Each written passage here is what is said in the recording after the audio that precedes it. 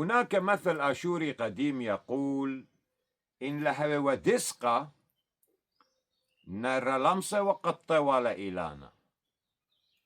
لولا العصا الفأس ما قدر يقطع الشجرة، لكن العصا من الشجرة.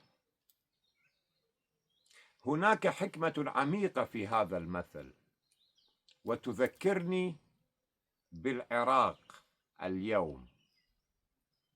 الشعب هو الشجرة، الفأس هو السلطات المستأجرة المستوردة، لكن المقبض من أولاد الشجرة نفسها.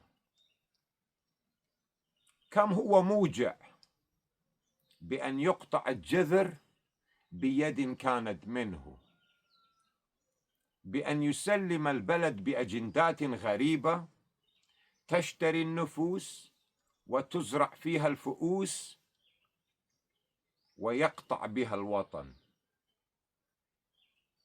ما أصعب أن يتحول ابن الأرض لأداة بيد الغريب. تذكر، العراق لا يكسر من الخارج بل يضعف من الداخل.